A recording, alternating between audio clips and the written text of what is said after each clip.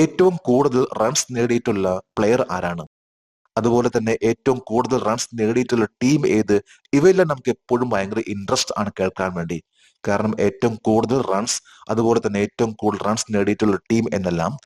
അതേപോലെ തന്നെ ഏറ്റവും കുറവ് റൺസ് നേടിയിട്ടുള്ള ടീം ഏതാണ്? T20 ഇന്റർനാഷണൽ മത്സരത്തിൽ ലേറ്റസ്റ്റ് ആയിട്ടുള്ള ഒരു വാർത്തയാണ് ഏറ്റവും കുറവ് റൺസ് നേടിയ ടീം എന്നെല്ലാം. കൂടാതെ ഇന്ത്യൻ പ്രൈം മിനിസ്റ്റർ നരേന്ദ്രമോദിയുടെ ഒരു പ്രൊജക്ട് ആയിട്ടുള്ള ഏക് പേഡ് മാ കെ നാം എന്ന ആ പ്രൊജക്ടിനെ സപ്പോർട്ട് ചെയ്തിട്ടുള്ള രാഷ്ട്രം ഏതാണ്? ഇന്ന് നവംബർ 26 സൻസദ് ദിവസ്. ഇവയെല്ലാമാണ് ലേറ്റസ്റ്റ് ആയിട്ടുള്ള ഇന്നത്തെ കറണ്ട് അഫേഴ്സ്. ഇന്ന് നവംബർ 26 ഇന്നത്തെ കറണ്ട് അഫേഴ്സിലേക്ക് സ്വാഗതം. നമുക്ക് ഇന്നത്തെ കറണ്ട് അഫേഴ്സിലേക്ക് പോകാം. ഒരു ന്യൂസ് ഹെഡിംഗ് ആണ് the most expensive player in IPL 2025. IPL ചരിത്രത്തിലെ ഏറ്റവും വിലയേറിയ കളിക്കാരൻ ആരാണ്? മിക്കവാറും പത്രങ്ങളിലും ന്യൂസ് ഹെഡിംഗ് ആണ് ദ മോസ്റ്റ് എക്സ്പെൻസീവ് പ്ലെയർ. നമുക്കതിന്റെ ഡീറ്റെയിൽസിലേക്ക് പോകാം. IPL 2025 ലേലത്തിൽ ഏറ്റവും വിലയേറിയ താരം ആരാണ്? ഋഷഭ് പന്ത് 27 ക്രോർ. 27 കോടി രൂപയ്ക്കാണ് ഋഷഭ് പന്തിനെ ലക്നൗ സൂപ്പർ ജയന്റ് നേടിയിട്ടുള്ളത്. അതായത് ഇന്നത്തെ IPL ചരിത്രത്തിലെ തന്നെ ഏറ്റവും ഹയസ്റ്റ് അല്ലെങ്കിൽ മോസ്റ്റ് എക്സ്പെൻസീവ് പ്ലെയർ എന്ന് പറയുമ്പോൾ അത് ഋഷഭ് പന്ത് ആണ്. ഋഷഭ് പന്തിന്റെ വിലയാണ് 27 കോടി രൂപ. IPL 2025 ലേലത്തിൽ ഏറ്റവും വിലയേറിയ ഫാസ്റ്റ് ബൗളർ ആരാണ്? Josh Hazlewood. ജോഷ് ഹാസൽവുഡ് ഇദ്ദേഹമാണ് ഫാസ്റ്റ് ബോളർ എന്ന രീതിയിൽ ഏറ്റവും ഹയസ്റ്റ് പെയ്ഡ് ആയിട്ടുള്ളത്. ഇന്നിപ്പോൾ IPL ചരിത്രത്തിലെ പുറം രാജ്യത്ത് നിന്നുള്ള ദ മോസ്റ്റ് എക്സ്പെൻസീവ് പ്ലെയർ എന്ന് പറയുമ്പോൾ അത് ജോസ് ബട്ട്ലർ ആണ്. 15.75 കോടി രൂപ. മോസ്റ്റ് എക്സ്പെൻസീവ് പ്ലെയർ ആണെങ്കിൽ ഋഷഭ് പന്ത് ആണ്. IPL 2025 ലേലത്തിൽ വിറ്റുപോയ ഏറ്റവും പ്രായം കുറഞ്ഞ കളിക്കാരൻ ആരാണ്? വൈഭവ് സൂര്യവംശി. 13 വയസ്സ്. 13 വയസ്സുള്ള വൈഭവ് സൂര്യവംശിയാണ് IPL ലേലത്തിൽ ഏറ്റവും പ്രായം കുറഞ്ഞ വ്യക്തി. അതായത് 1.1 കോടി രൂപയ്ക്കാണ് രാജസ്ഥാൻ റോയൽസ് വൈഭവ് സൂര്യവംശി എന്ന 13 വയസ്സുള്ള ആ കുട്ടിയെ ലേലത്തിലൂടെ എടുത്തിട്ടുള്ളത്. കേവലം 13 ഇയേഴ്സ് ഓൾഡ് വൈഭവ് സൂര്യവംശി.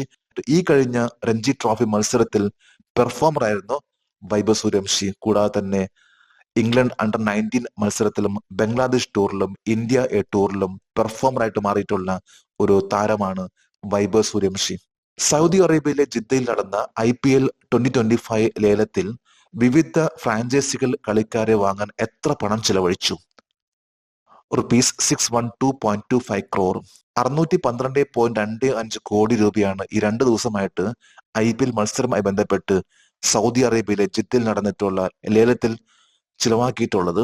ഇന്ത്യയിലെ പല ഫ്രാഞ്ചൈസി ചിലവാക്കിയിട്ടുള്ള തുക.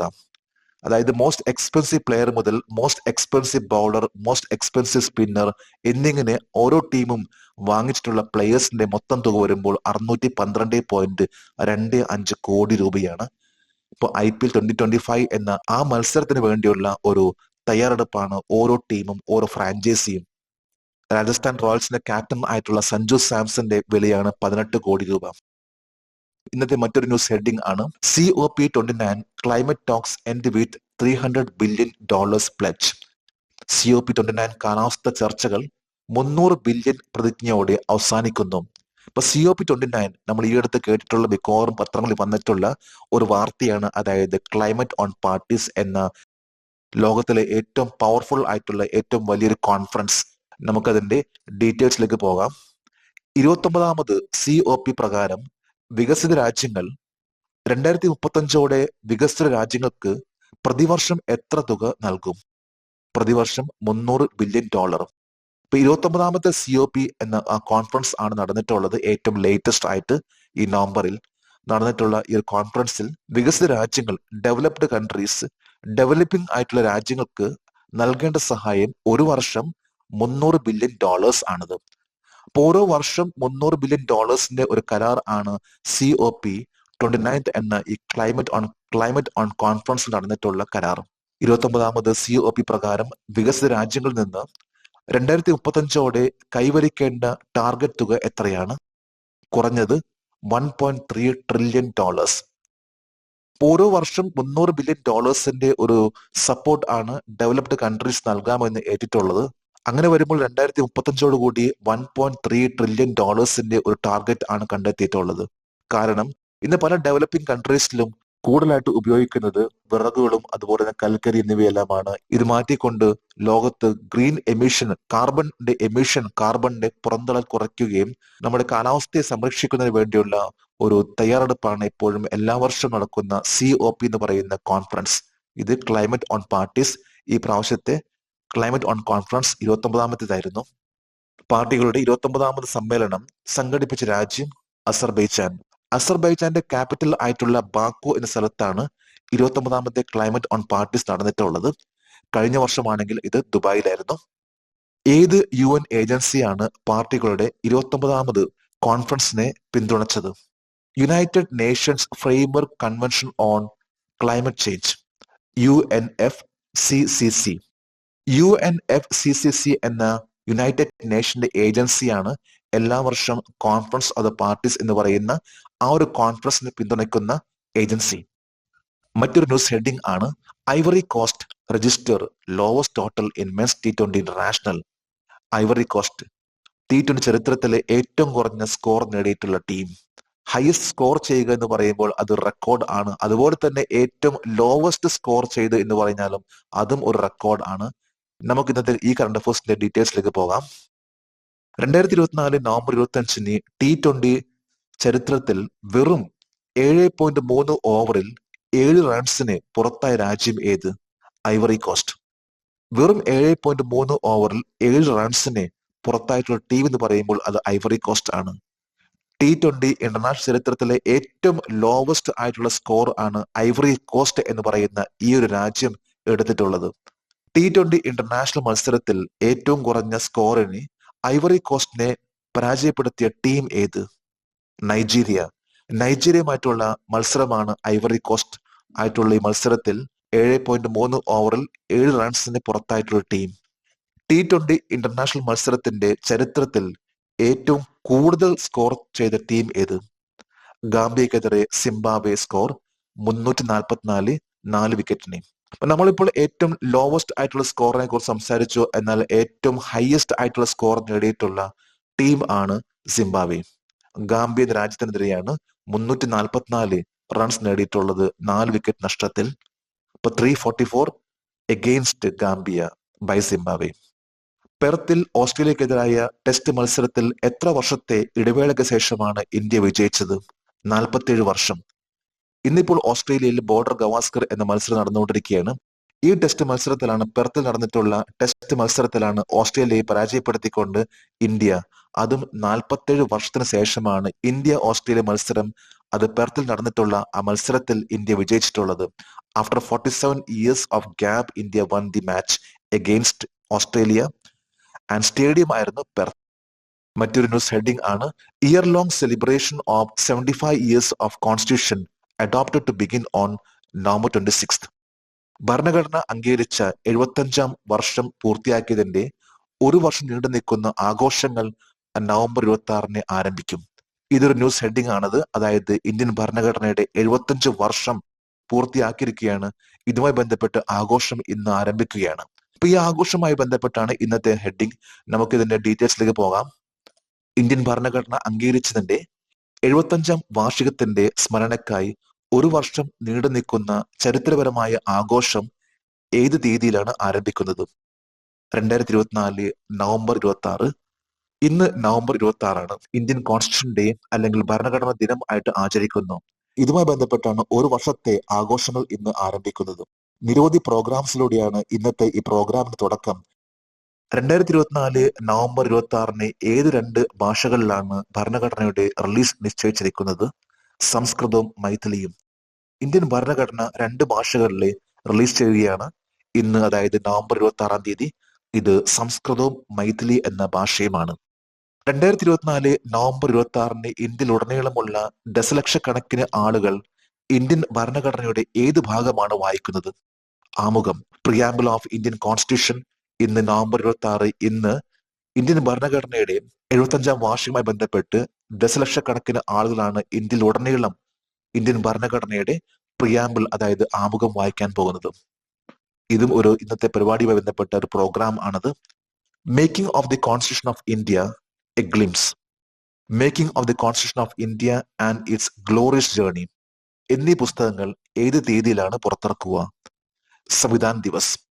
ഇന്ന് ഇന്ത്യൻ ഭരണഘടനാ ദിവസ്, സംവിധാൻ ദിവസ് എന്നിവയെല്ലാമായിട്ട് ബന്ധപ്പെട്ട് ആഘോഷിക്കുകയാണ്. ഇതുമായി ബന്ധപ്പെട്ട് രണ്ട് പുസ്തകങ്ങൾ ആണ് ഇന്ന് റിലീസ് ചെയ്യുന്നത്. ഇപ്പൊ നമ്മൾ നേരത്തെ പറഞ്ഞ മാതിരി ഇന്നത്തെ ഈ ദിവസം വളരെ പ്രധാനപ്പെട്ട ഒരു ദിവസമാണ്. ഇന്ത്യൻ ഭരണഘടന 26 നവംബർ ഇന്ന് ആഘോഷം ആരംഭിക്കുകയാണ്. സംവിധാൻ ദിവസ് എന്ന് പറയുന്ന ഈ ഒരു ദിവസത്തിൽ പ്രിയാമ്പിൾ, അതായത് ഇന്ത്യൻ ആമുഖം, ദശലക്ഷക്കണക്കിന് ആളുകളാണ് ഇന്ന് വായിക്കാൻ പോകുന്നത്. സംസ്കൃതം, മൈഥിലി എന്ന രണ്ട് ഭാഷകളിലായിട്ട് ഇന്ന് ഇന്ത്യൻ ഭരണഘടന റിലീസ് ചെയ്യുകയാണ്. ഇവയെല്ലാമാണ് ഇന്നത്തെ ഇന്ത്യൻ ഭരണഘടനയുമായി ബന്ധപ്പെട്ട പ്രോഗ്രാംസുകൾ. ഒരു ന്യൂസ് ഹെഡിംഗ് ആണ്: Yamandu Orsi win close presidential election in Uruguay. ഉറുഗ്വേയുടെ പുതിയ പ്രസിഡന്റ് ആയിട്ട് യമണ്ടു ഓർസി. നമുക്കതിന്റെ ഡീറ്റെയിൽസിലേക്ക് പോകാം. 2024 നവംബർ 24 ഉറുഗ്വേയിൽ നടന്ന പ്രസിഡന്റ് തിരഞ്ഞെടുപ്പിൽ ആരാണ് വിജയിച്ചത്? യമണ്ടു ഓർസി. ഇടതുപക്ഷ പാർട്ടി നയിക്കുന്ന യമണ്ടു ഓർസിയാണ് 2024 നവംബർ 24 ഉറുഗ്വേയിൽ നടന്നിട്ടുള്ള പ്രസിഡൻഷ്യൽ ഇലക്ഷനിൽ വിജയിച്ചിട്ടുള്ളത്. ഇതിലൂടെ തന്നെ യമണ്ടു ഓർസി ഉറുഗ്വേയുടെ പുതിയ പ്രസിഡന്റ് ആയിരിക്കുള്ളൂ. ഉറുഗ്വേയിൽ പ്രസിഡന്റ് തിരഞ്ഞെടുപ്പിൽ ആരാണ് പരാജയപ്പെട്ടത്? Alvaro Delgado.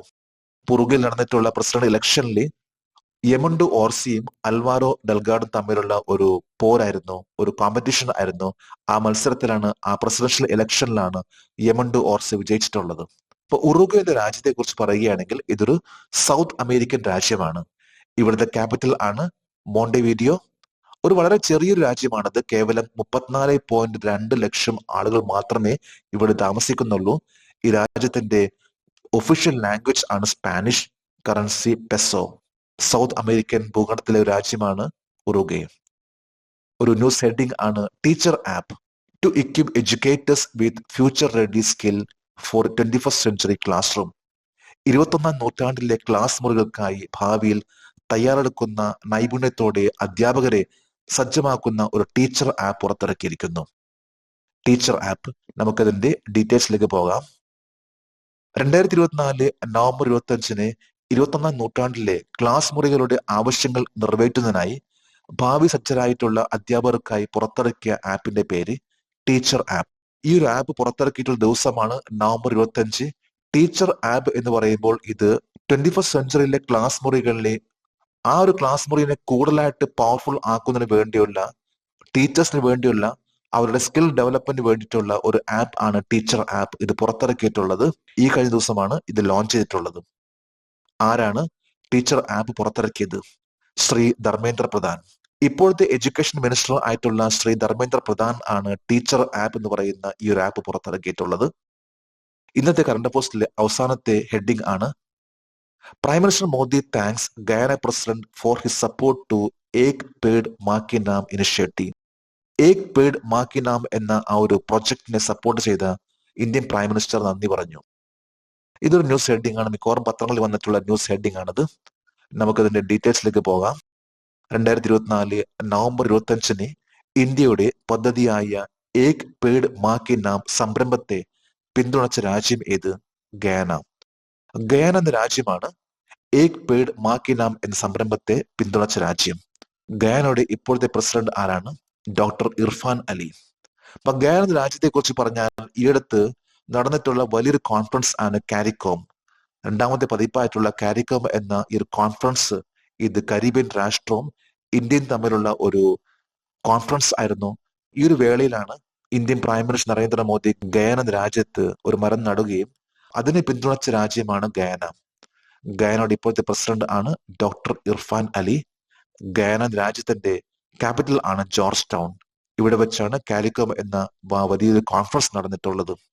നമ്മളിന്ന് ലേറ്റസ്റ്റ് ആയിട്ടുള്ള 22 ജനറൽ നോളേജും അതുമായി ബന്ധപ്പെട്ട് GK ആണ് ഇവിടെ നിന്ന് ഡിസ്കസ് ചെയ്തിട്ടുള്ളത്. നമ്മളെന്നും ഇതുപോലെ തന്നെ ഡിസ്കസ് ചെയ്ത് പോവുകയാണെങ്കിൽ നമുക്ക് ഓരോ കോമ്പറ്റീഷനിലും എവിടെയും നന്നായിട്ട് പെർഫോം ചെയ്യാൻ സാധിക്കും. നമുക്ക് നാളെ വീണ്ടും പുതിയ കറണ്ട് അഫയേഴ്സുമായിട്ട് കാണാം. Thank you very much.